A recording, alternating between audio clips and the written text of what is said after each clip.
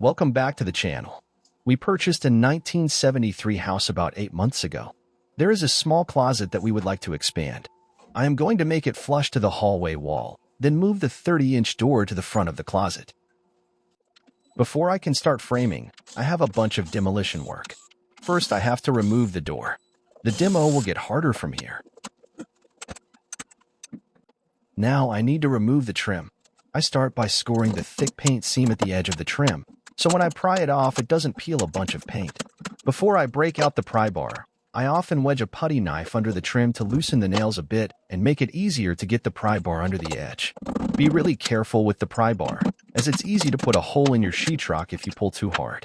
This trim removal was a real pain in the butt, because the trim is wide and whoever installed the door used a bunch of very long nails.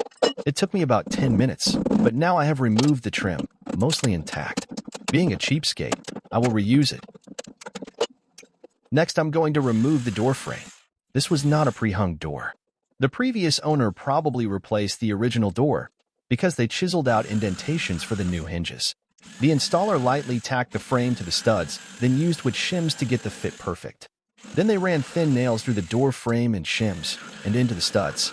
So when I remove the door frame, I use a reciprocating saw to slice through the shims. I haven't decided whether I will use the old door frame or just buy a pre-hung door. Stay tuned for the next video, where I will finish demo and start framing.